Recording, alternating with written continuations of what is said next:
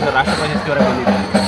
ಅದರ ಒಂದು ಮೈಲ್ಗಲ್ಲು ನೋಡಿದರೆ ಎಂಥವ್ರಿಗಾದ್ರೂ ಮುಂದಿನ ಜನರ ಸ್ಫೂರ್ತಿ. ಯಾಕಾಗಿ ಆ ದೃಷ್ಟಿಯಲ್ಲಿ ನೋಡಿದ್ರೆ ಒಂದು ಮೆಲುಕು ಹಾಕೋದಿದ್ರೆ ಹೇಳಿ ಹೇಳ್ತೀವಿ. ಆರಂಭದಲ್ಲಿ ಈ ಸಂಸ್ಕೃತಿ ಕಲೆಗಳು ನಮ್ಮ ಭಾರತೀಯ ನಾಟ್ಯ ಪ್ರಕಾರ ನೃತ್ಯ ಕಲಾ ಸಾಹಿತ್ಯ ರಂಗ ಶಿಕ್ಷಣ ಇದರಲ್ಲಿ ವಿಶ್ವಮಾನ್ಯತೆ ಪಡೆದಂತಹ ಒಂದು ಕಲೆ ಅಂದರೆ ಯಕ್ಷಗಾನ. ಅದನ್ನು ಬಾಲ್ಯ ಜೀವನದಿಂದಲೇ ನಾವು ಸಾಧಾರಣ ಒಂದು 4-5ನೇ ತರಗತಿಯಲ್ಲಿ ಈ ಯಕ್ಷಗಾನ ಪ್ರಸಂಗ ಪುಸ್ತಕವನ್ನು ಅದನ್ನು ಓದಿ ಕಂಠಪಾಠ ಮಾಡಿಕೊಂಡು ಆ ನೆಲೆಯಲ್ಲಿ ನಮ್ಮ ಪೂಜ್ಯ ಗುರುಗಳಾದಂಥ ನೀಲವರ ರಾಮಕೃಷ್ಣನವರು ನಡೆಸಿದ್ದು ಒಂದು 22 ಯಕ್ಷಗಾನ ಪ್ರಸಂಗವನ್ನು ಕಂಠಪಾಠ ಮಾಡಿಕೊಂಡು ಬಂದವರು ನೀವೇ ಸರಿ 35 ವರ್ಷ ಅನುಭವದಲ್ಲಿ ಕೇಳ್ತಾರೆ. ನಮಗೆ ಆ ಗೀಳಂದರೆ ಆ ಓದು ಒಂದು ಹೆಚ್ಚು. ಮತ್ತು ಮಂದರ್ತಿಯಲ್ಲಿ ಬಯಲಾಟ ನೋಡುವಂಥದ್ದು, ಅದು ರಜಾ ದಿನಗಳಲ್ಲಿ ಅವರು ಯಾವ ಪ್ರಸಂಗ ಮಾಡಿದ್ದಾರೆ ಗೆಳೆಯರೊಂದಿಗೆ ಸೇರಿ ಅದನ್ನೊಂದು ಪ್ರಸ್ತುತಪಡಿಸುವಂಥ ಒಂದು ವಿಚಾರ. ಅಂದರೆ ಏನು ವಿಶೇಷ ಏನಿಲ್ಲ. ಈ ನಮ್ಮ ಗ್ರಾಮೀಣ ಪ್ರದೇಶದಲ್ಲಿ ಸುಡುಬೂದಿ ರಾಶಿ ಇದೆಯಲ್ಲ, ಅದರಲ್ಲೆಲ್ಲ ಕೆಂಪು ಮಣ್ಣು ಮತ್ತು ಕಪ್ಪು ಮಣ್ಣೆಲ್ಲ ಅದಷ್ಟು ಮಾಡ್ಕೊಂಡು ಮತ್ತು ಹಾಳೆ ಕಡ್ಡಿ ಮತ್ತು ದೊಡ್ಡ ದೊಡ್ಡ ಎಲೆಗಳನ್ನೆಲ್ಲ ಕಟ್ಟಿಕೊಂಡು ನಮ್ಮ ಪದ್ಧತಿಯನ್ನು ಇಟ್ಕೊಂಡಿದ್ದೀವಿ. ಹಾಗೆ ಅದೇ ಗೀಳು ಹೆಚ್ಚಾಗಿ ಅದು ಮಾಡಬೇಕನ್ನೋ ಉದ್ದೇಶ. ಹಾಗಾಗಿ ಇಲ್ಲಿ ತಂತ್ರಾಡಿ ಸರ್ಕಾರಿ ಹಿರಿಯ ಪ್ರಾಥಮಿಕ ಶಾಲೆಯಲ್ಲಿ ಒಬ್ಬರು ರಾಮಗಾಣಿಗೆ ಅವರು ಪ್ರತಿ ವರ್ಷ ಹೊರಗಿನ ಜನಸಂಘವು ತಾಳಮದ್ದಲೆ ಮಾಡ್ತಿದ್ದರು. ಅದರಲ್ಲಿ ಮಂದರ್ತಿ ದೇವಸ್ಥಾನದ exclusive officer HM. Mahadev Bhat ಅವರು ಭಾಗವಹಿಸಿದ್ರು ತಾಳಮದ್ದಲೆಯಲ್ಲಿ.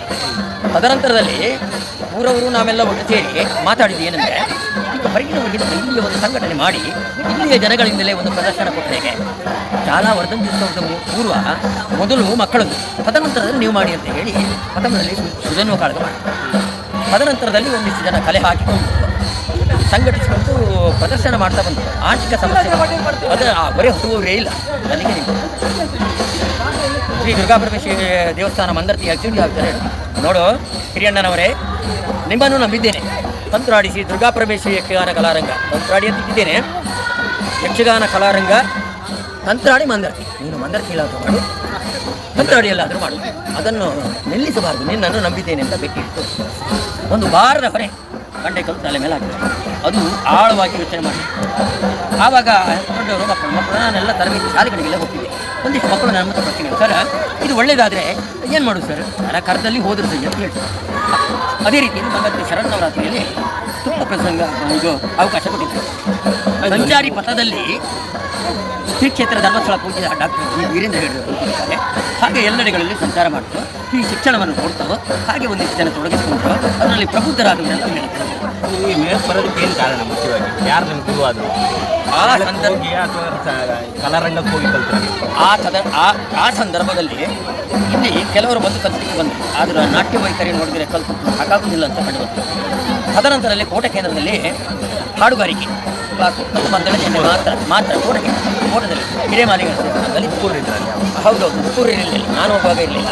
ಆವಾಗ ಹೆಚ್ಚಾಗಿ KP ಇದ್ದರು, ಎಲ್ಲ ಇದ್ದರು. ಆವಾಗ ನಮಗೆ ಬೇಕಾದದ್ದು ನಾಟ್ಯ, ಚೆನ್ನಾಗಿ ಒಂದು ನಾಟ್ಯ ಬೇಕಾಗಿತ್ತು.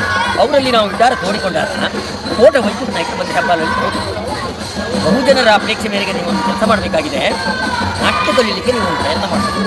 ಕೋಟ ವೈದ್ಯುತ್ ನಾಯಕರು ಒಂದು 18 ಮಂದಿಗೆ ಕಳಿಸಿಕೊಟ್ಟು ನಮ್ಗೆ ಅರೆ ಬರ ಇದ್ದದ್ದು ಅಲ್ಲಿ ಕೂಡ ಹಿರಿ ಹೆಜ್ಜೆ ಕುರಿತ ಚೆನ್ನಾಗಿ ಬಂತು.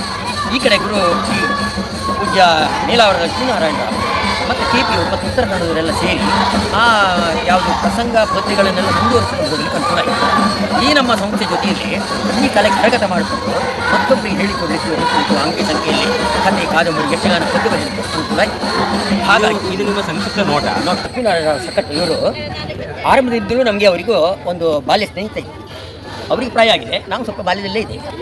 ಅವರ ಬಣ್ಣದ ವೇಷ, ಬಣ್ಣಗಾರಿಕೆ, ಅವರು ಹತ್ತಿರ ಕೂತ್ಕೊಳ್ಳೋದು, ಅವರು ಚಿಕ್ಕೆಯಲ್ಲಿ ಇಟ್ಕೊಳ್ತಿದ್ರು, ಅದನ್ನು ನೋಡ್ತಾ ಇರೋದು ಭಾರಿ ಸಂತೋಷ. ಹಾಗೆ ಹಿಂದಿನ ನಡಾವಳಿ ಏನಂದರೆ ಈ ಬಣ್ಣದ ವೇಷ ಬರುವ ಹೊರಗಡೆ ಬೆಂಕಿ ಹಾಕಿಸುವುದು ಮತ್ತು ಈ ಕಿರಾತ ವೇಷ ಬರುವಾಗಂಥದ್ದೆಲ್ಲ ಇರ್ತಿತ್ತು. ಒಳ ಪ್ರವೇಶ ಮಾಡಿದ ತಕ್ಷಣ ಕೆರೆ ಒಡ್ಡೋರ್ಗ ಆಗಿತ್ತು. ಅದು ರಕ್ಕಸರ ಸ್ವಭಾವ ಏನಂದರೆ ಅವರು ಶಿವಪೂಜೆ ಮಾಡುವಂಥವು. ಆ ರಂಗಸ್ಥಳದಲ್ಲಿ ಆ ಉಡ್ಡೋಲದ ಸಂದರ್ಭ ತೆರೆ ಒಡ್ಡೋಲಗ ಅಂತ ಹೇಳ್ತಾರೆ. ಅದರಲ್ಲಿ ಕ್ರಮಬದ್ಧವಾಗಿ ಸ್ನಾನ, ಹಾಗೆ ವಿಭೂತಿ ಪಡ್ಕೊಳ್ಳೋದು ಮತ್ತು ಪೂಜೆ ಮಾಡುವಂಥ ವಿಧಿವಿಧಾನ ಅದೆಲ್ಲ ಅತ್ಯುತ್ತಿ ನಿಂತಿದೆ. ಹಾಗಾಗಿ ಇವ್ರ ಮೇಲೆ ಭಾರಿ ಪ್ರೀತಿ, ಆ ಬಣ್ಣದ ವೇಷಗಳ ಮೇಲೆ ಭಾರಿ ಪ್ರೀತಿ. ಕೆಲವರೆಲ್ಲ ಈ ಬಿಚ್ಚು ಮಂಡೆಯಲ್ಲಿ ಮಾಡ್ತೀವಿ, ಅದ್ರ ಬಗ್ಗೆ ನಮ್ಮ ಗಮನ ಇಲ್ಲ. ನಾವು ಮಂದರ್ತಿಯಿಂದ ಇಲ್ಲಿ ಬರುವಾಗ ಇಲ್ಲಿಂದ ಇಲ್ಲಿ ತೀರ್ಕೊಂಡಿದ್ದಾರೆ ದಿವಂಗತ ಕೀಸಪ್ಪಯ್ಯನವರ ಮನೆಯ ಅವರಲ್ಲಿ ಯಾವ ಮೇಳದ ಆಟದಿದ್ರು ಇವ್ರ ಮನೆಯಲ್ಲಿ ಬಿಡಾರ. ಇಲ್ಲಿಂದ ಅಲ್ಲಿ ಹೋಗ್ತಾರೆ, ಅಲ್ಲಿಂದ ಇಲ್ಲಿ ಬರ್ತಾರೆ. ಬರುವಾಗ ಮಾತಾಡ್ತಾ ಬರುವುದು. ಮತ್ತು ದೊಡ್ಡ ದೊಡ್ಡ ಈ ವೇಷಗಳಿದೆಯಲ್ಲ, ಬಣ್ಣಗಾರಿಕೆ ವೇಷಗಳು, ಅದೆಲ್ಲ ಭಾರಿ ಒಂದು ಕುತೂಹಲಕಾರಿ, ಒಂದು ವ್ಯವಸ್ಥಿತ ಮಟ್ಟದಲ್ಲಿ ಅವರು ಮಾಡ್ತಾ ಬಂದವರು. ಅದರಿಂದ ನಾವು ಖುಷಿಪಟ್ಟವರಿದ್ದೇವೆ. ಆ ಬಣ್ಣಗಾರಿಕೆ ಉಳಿಬೇಕು. ಆ ಚಿಟ್ಟೆ ಇಟ್ಟು ಬಣ್ಣ ಬರೆಯುವಂಥದ್ದು, ಆ ತಟ್ಟಿ ಕಟ್ಟಿ ಮಾಡುವಂಥದ್ದು, ಅದೆಲ್ಲ ಮರೆತು ಹೋಗಿ ಅದು ಮರೆಮಾಚಬಾರದು, ಉಳಿಬೇಕು. ಆ ಉಳಿಸಿ ಬೆಳೆಸುವ ಸಂಸ್ಕೃತಿ ಮುಂದಿನ ಜನಾಂಗಕ್ಕೆ ಕೊಡಮಾಡುವಲ್ಲಿ ಇಂದಿನ ಜನಾಂಗ ಮುತ್ಸದ್ದಿತನದಿಂದ ಅದನ್ನು ಮಾಡಬೇಕಾಗಿದೆ. ನೀವು ಇದು ಮಂದರ್ತಿಯವರೇ ಆದ್ದರಿಂದ ಮಂದರ್ತಿಯಲ್ಲಿ ಒಂದು 39 ವರ್ಷ ಸೇವೆ ಇದೆ ಸಕಟ್ಟವರು. ಇಲ್ಲಿನ ಅವರು ತುಂಬ ಅಭಿಮಾನಿಗಳಿದ್ದಾರೆ, ಅವರು ಇದ್ದಾರೆ, ತುಂಬ ಇದ್ದಾರೆ. ಅವ್ರ ಬಗ್ಗೆ ನೀವು ಅವರ ಆ ಒಂದು ಸಾಹಸಗಾಥೆ ಅಂದರೆ ಬಣ್ಣ ವೇಷ ಬಂದಾಗ ಎಲ್ಲ ಕಿತ್ತು ಓಡೋದಾಗಿರ್ಬೋದು, ಆ ಹೆದರಿಕೆ ಆಗಿರ್ಬೋದು, ಏನು ಹರಾಡಿ ರಾಮಗಾಡಿಗಳವ್ರನ್ನ ಕೂರಿಸ್ತಾರೆ, ನೀವು ಗಮನಿಸಿರ್ಬೋದು. ಅಲ್ಲಿ ಈ ಕಡೆ ಹರಾಡಿ ಗಾಡಿಗಳಾದರೆ ರಾಮಗಾಡಿಗಳಾದರೆ, ಆ ಕಡೆ ಮಾರಣಕಟ್ಟೆ ಮೇಳದಲ್ಲಿ ವೀರಭದ್ರ ನಾಯ್ಕರು, ಅಲ್ಲಿ ರಾಮ ಬಳಗಾರ. ಅಲ್ಲಿಗೆ ಒಂದು ಕೊರತೆಯನ್ನು ನಿಲ್ಲಿಸೋಸ್ಕರ ಸಕಟ್ ಅವ್ರನ್ನ ಅವ್ರು 21 ವರ್ಷಕ್ಕೆ ಕೂರಿಸ್ಬಿಡ್ತಾರೆ ರಾಮಗಾಡಿ. ಹೌದು. ಸೊ ಆ ದೃಷ್ಟಿಯಿಂದ 39 ವರ್ಷದ ಕಾಲ ಮಂದರ್ತಿ ಅಂದ್ರೆ ಒಂಥರ ಎರಡನೇ ಮನೆ ಇದ್ದಂಗೆ. ಹೌದು, ಖಂಡಿತ. ಆ ಒಂದು ದೃಷ್ಟಿಯಲ್ಲಿ ಮಂದರ್ತಿಗೆ ಆ ಪ್ರಭಾವ ಹೇಗೆ ಬೀರಿತು ಅಂತ ನಿಮ್ಮ ಒಂದು ನಮ್ಮ ದೃಷ್ಟಿಯಲ್ಲಿ ಅವರ ಗತ್ತುಗಾರಿಕೆ, ಅವರ ನ್ಯಾಚುರಲ್ ಗುಣನಡತೆ, ಮತ್ತು ಕಲೆ ಮೇಲಿರುವಂತಹ ಅಪಾರ ಗೌರವ, ಮತ್ತು ಅದನ್ನು ಅವರು ಕೊಂಡು ಹೋಗುವಂತಹ ಪದ್ಧತಿ ಎಲ್ಲರಿಗೂ ಮನಮೆಚ್ಚುವ ರೀತಿಯಲ್ಲಿ ಅವರು ಮಾಡಿದ್ದಾರೆ. ಆದ್ದರಿಂದ ಅವರ ಬಗ್ಗೆ, ಅವರ ಬಣ್ಣಗಾರಿಕೆ ಬಗ್ಗೆ, ವೇಷದ ಬಗ್ಗೆ, ಅವರು ಮಾಡುತ್ತಿರುವಂತಹ ಯಕ್ಷಗಾನ ಬಗ್ಗೆ ಅಪಾರ ಗೌರವ ಇಲ್ಲಿ ಬಂದಿದೆ ಅಂತ ನಾವು ಹೆಚ್ಚಾಗಿ ಕನಕಾಂಗಿ ಕಲ್ಯಾಣವನ್ನು ಆಡ್ತಿದ್ರು ಅವರ ಘಟೋತ್ಕಚ ನೋಡೋದಕ್ಕೆ ಅಂತ ಒಂದು ವಿಷಯ ಕೇಳ್ತೀವಿ. ಮುಂದುವರೆದು ಬರೋದು ಇವತ್ತಿನ ದಿನದಲ್ಲಿ ಏನಾಗಿದೆ ಅಂತ ಸಾಂಪ್ರದಾಯಿಕ ಯಕ್ಷಗಾನ ನಮ್ಮ ದಿನದಲ್ಲಿ ಬೇರೆ ನಾವು ಬಿಡ್ತಾ ಇದ್ದೀವಿ. ಇದಕ್ಕೆಲ್ಲ ನಾವು ಹೊಸದಾಗೆಲ್ಲ ಈಗ ಮಾಡಬೇಡಿ ಅಂತಂದಾಗ ಹೇಳ್ತಾರೆ, ನಾವು ಮೊಟ್ಟೆಪಾಡು ನಾವು ಮಾಡ್ತೀವಿ. ಇದು ಯಾವುದಕ್ಕಿಂತ ಸಾಕಿದಂತೆ ನೀವು ಈಗ ಆ ಸಂಪ್ರದಾಯಗಳನ್ನು ನಾನು ಕಂಡುಕೊಂಡ ನೆಲೆಯಲ್ಲಿ ಯಳ್ಳಂಪಳ್ಳಿ ಜಗನ್ನಾಥಾಚಾರ್ಯರು ಹತ್ತಿರ ಬಂದಿದ್ದಾರೆ. ಅವರು ಅದನ್ನು ರೂಪರೇಖೆ ಅಂದರೆ ಚಿತ್ರೀಕರಣ ಅವರದನ್ನೇ ಅನುಸರಿಸಿ ಮಾಡ್ತಾ ಬಂದಿದ್ದನ್ನು ನಾವು ಸ್ಪಷ್ಟಪಡಿಸಿದ್ದು. ಬೇರೆಯವರೆಲ್ಲ ಇದ್ದಿರ್ಬೋದು, ಆದರೆ ಸ್ವಲ್ಪ ಹತ್ತಿರ ಅವರ ಹತ್ರ ಬಂದರೆ ಆ ವೇಷ ಸರಿದೂಗಿಸುವಲ್ಲಿ ಪಾತ್ರ ನಿರ್ವಹಿಸಿದರು ಯಳ್ಳಂಪಳ್ಳಿ ಜಗನ್ನಾಥಾಚಾರ್ಯ ಅಂತ. ಮಂದರ್ತಿ ಮೇಳಕ್ಕೂ ಕೂಡ ಅವರನ್ನೇ ಸಾಲಿಗ್ರಾಮದ ಮೇಳದಿಂದ ತರಿಸಿ ಇಲ್ಲಿ ಸೇರ್ಪಡೆ ಮಾಡಿದರು. ನಾನು 12,000 ಸಂಬಳ ಕಡಿಮೆ ಆಯಿತು ನನಗೆ, ಬಿಡ್ತೇನೆ ಅಂದರು. ಬಿಡೋದು ಬೇಡ, ಸಕ್ಕಟ್ಟಿನವರ ಬಣ್ಣದ ಬದಲಿಗೆ ಯಳ್ಳಂಪಳ್ಳಿ ಜಗನ್ನಾಥಾಚಾರ್ಯ ಅಂತ ಹೆಸರಿದೆ, ದಯಮಾಡಿ ನೀವು ಬಿಡಬೇಡಿ ಅಂತ ಹೇಳುವ, ಸಂಬಳ ಏರಿಸಿ ಕಡೆ ನಂತರ ಅವರೇ ಹೇಳಿದರು, ಈಗ ಸಂಬಳ ಅಡ್ಡಿಲ್ಲ, ಈಗ ತೊಂದರೆ ಇಲ್ಲ, ಈಗ ಸಂತೋಷ ಆಗಿದೆ. ಒಂದು ಕಾಲದಲ್ಲಿ ನಿಮ್ಮ ಹತ್ರ ಹೀಗೆ ಹೇಳಿದ್ದೇನೆ, ಸಾರಿ ಅಂತ ಹೇಳಿದವರು ಇದ್ದಾರೆ. ಅವರನ್ನು ಯಾರು ಶ್ರೀಯುತ ದಿವಂಗತ ಇವರು ಸಕ್ಕತ್ತು ಲಕ್ಷ್ಮೀನಾರಾಯಣ ಇವರನ್ನೇ ಅನುಸರಿಸಿ ಬಂದವರು ಅಂತ ನಾನು ಹೇಳ್ತೇನೆ. ಅಲ್ಲ, ನಾನೀಗ ಓವರಾಲ್ ಯಕ್ಷಗಾನದ ಒಂದು ದಿಕ್ಕು ತಪ್ತಾ ಇದೆಯಲ್ಲ, ಅದ್ರ ಬಗ್ಗೆ ಹೇಳಿ. ಅಂದರೆ ಬಣ್ಣವನ್ನು ಬಿಟ್ಟು ಅದು ನಮ್ಮ ವೇಷದ ಕುಣಿತದಲ್ಲಾಗಿ ನಮ್ಮ ಬಣ್ಣದ ಒಡ್ಡೋಲ್ಗಾಗಿತ್ತು, ಬೇರೆ ಬೇರೆ ಒಡ್ಡೋಲು, ಕೃಷ್ಣನ ಒಡ್ಡೋಲ್ಗ ಎಲ್ಲವೂ ನಾವು ಬಿಡ್ತಾ ಇದ್ದೀವಿ. ಸಿನಿಮಾ ನಾಟಕ ಪದ್ಧತಿ ನೀವು ಹೇಳಿದ್ದು ವಿಚಾರ ಸರಿ ಇದೆ. ಕೃಷ್ಣನ ಒಡ್ಡೋಲ್ಗ ಬಂಧನ ದೇವರ ದೇವ ಇದೆ. ಕಡೆಗೆ ಆ ನಂತರ ಮತ್ತೊಂದು ತುಂಡಿದೆ, ಅದು ಬಿಟ್ಟಿದ್ದಾರೆ. ಅಷ್ಟು ಉದ್ದ ಚಂಡೆ ಬಾರಿಸೋರು ಯಾರಂತ ಚಂಡೆಗಾರನೇ ಹೇಳಿದ್ದು, ಪಾತ್ರಧಾರಿ ಹೇಳಿ ಅದನ್ನು ಬಿಟ್ಟು ತಪ್ಪಾಗಿದೆ. ಕೃಷ್ಣನ ಒಡ್ಡೋಲ್ಗ ತೆರೆ ಒಡ್ಡೋಲ್ಗದಲ್ಲಿ ಸಮೇತ ಮಾಡಲಿಕ್ಕೆ ಅವಕಾಶ ಇದೆ, ಹಿಂಗೆ ಮಾಡ್ತಿತ್ತು. ನಾವೆಲ್ಲ ಕಲಿತವರಾಗಿದ್ದು ಕೂಡ ಪ್ರದರ್ಶನಕ್ಕೆ ಅವಕಾಶ ಕೊಡುವುದಿಲ್ಲ. ಬೇಡ, ಅದು ಬೇಡ. ಬಂಧನ ದೇವರ ದೇವ ಒಂದು ತುಂಡು ಸಾಕು, ಮತ್ತು ಪ್ರಸಂಗ ಹೋಗೋಣ. ಕಾಲಮಿತಿಯಲ್ಲಿ ಆಗುವುದಿಲ್ಲ, ಕಾಲಮಿತಿ ಮೊದಲು ಇರಲಿಲ್ಲ, ಆವಾಗಲೂ ಕೂಡ ಅದು ಕಟ್ ಮಾಡಿದ್ದಾರೆ, ಅದೊಂದು ತೊಂದರೆ ಆಗಿದೆ. ಮತ್ತು ಈ ಬಣ್ಣದಲ್ಲಿ ಹೆಚ್ಚಾಗಿ ಈಗ ಬಳಕೆ ಮಾಡುತ್ತಿರುವಂಥದ್ದು ಇದು ಯಾವುದು ಪಾರ್ಟಿ ವೇಷ.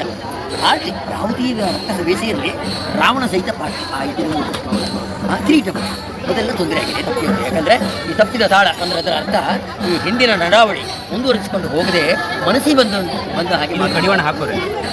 ಕಡಿವಾಣ ಅಲ್ಲಿ ಮೇಳಗಳಲ್ಲಿ ಪುರಾಣ ಪರಂಪರೆ ತಿಳಿದು ಅದಕ್ಕೆ ಅಗಾಧ ರೀತಿಯಲ್ಲಿ ಶ್ರಮಿಸುತ್ತಾ ಬಂದವರು, ಮತ್ತು ಪುರಾಣ ಪರಂಪರೆಯ ಚಿಂತಕರಿದ್ದಾರೆ. ಇದು ಸರಿಯಲ್ಲ ಅಂತ ಹೇಳುವಂಥವ್ರು ಇದ್ದಾರೆ. ಉದಾಹರಣೆಗೆ ಅಭಿಮನ್ಯು ಮಾಡಿಕೊಂಡು ಅವ ಅಮ್ಮ ಕೇಳುವಂಥ ಹೀಗೆ, ಅಮ್ಮ ಇಲ್ಲಿದ್ದಾಳೆ, ಈಚೆಗೊಂದು ಬರುವುದು, ಆಚೆಗೊಂದು ಬರುವುದು. ಸಾಲಿಗ್ರಾಮದಲ್ಲಿ ಒಂದು ತಂಡ ಇದೆ, ನಿಮ್ಮ ಯಾರೋ ಒಬ್ಬ ಮಾಡ್ತಾನಂತೆ ಅಭಿಮನ್ಯು, ಅವ ಚೇಳಬಾಗ್ತಾನಂತೆ.